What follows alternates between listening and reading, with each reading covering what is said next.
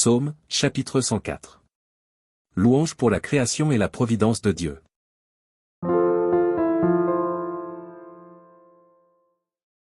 Mon âme, bénis l'Éternel. Éternel, mon Dieu, tu es infiniment grand. Tu es revêtu d'éclat et de magnificence. Il s'enveloppe de lumière comme d'un manteau, il étend les cieux comme un pavillon. Il forme avec les eaux le faîte de sa demeure, il prend les nuées pour son char, il s'avance sur les ailes du vent. Il fait des vents ses messagers, des flammes de feu ses serviteurs. Il a établi la terre sur ses fondements, elle ne sera jamais ébranlée. Tu l'avais couverte de l'abîme comme d'un vêtement, les eaux s'arrêtaient sur les montagnes. Elles ont fui devant ta menace, elles se sont précipitées à la voix de ton tonnerre. Des montagnes se sont élevées, des vallées se sont abaissées, au lieu que tu leur avais fixé.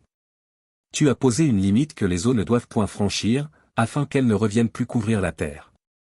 Il conduit les sources dans des torrents qui coulent entre les montagnes. Elles abreuvent tous les animaux des champs, les ânes sauvages y étanchent leur soif. Les oiseaux du ciel habitent sur leurs bords, et font résonner leur voix parmi les rameaux. De sa haute demeure, il arrose les montagnes, la terre est rassasiée du fruit de tes œuvres. Il fait germer l'herbe pour le bétail, et les plantes pour les besoins de l'homme, afin que la terre produise de la nourriture. Le vin qui réjouit le cœur de l'homme, et fait plus que l'huile resplendir son visage, et le pain qui soutient le cœur de l'homme. Les arbres de l'Éternel se rassasient, les cèdres du Liban, qu'il a plantés. C'est là que les oiseaux font leur nid, la cigogne a sa demeure dans les cyprès. Les montagnes élevées sont pour les boucs sauvages, les rochers servent de retraite aux damans. Il a fait la lune pour marquer les temps, le soleil sait quand il doit se coucher. Tu amènes les ténèbres, et il est nuit, alors tous les animaux des forêts sont en mouvement. Les lionceaux rugissent après la proie, et demandent à Dieu leur nourriture. Le soleil se lève, il se retire, et se couche dans leur tanière. L'homme sort pour se rendre à son ouvrage, et à son travail, jusqu'au soir. Que tes œuvres sont en grand nombre, ô Éternel. Tu les as toutes faites avec sagesse.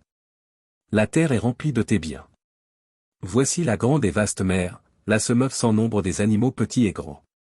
Là se promènent les navires, et ce léviathan que tu as formé pour se jouer dans les flots.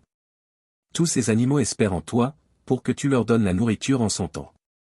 Tu la leur donnes, et ils la recueillent, tu ouvres ta main, et ils se rassasient de bien.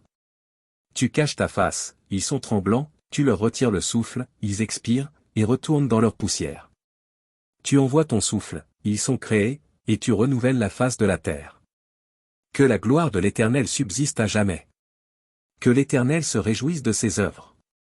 Il regarde la terre, et elle tremble, il touche les montagnes, et elles sont fumantes. Je chanterai l'Éternel tant que je vivrai, je célébrerai mon Dieu tant que j'existerai. Que mes paroles lui soient agréables. Je veux me réjouir en l'Éternel. Que les pécheurs disparaissent de la terre, et que les méchants ne soient plus. Mon âme, bénis l'Éternel. Louez l'Éternel.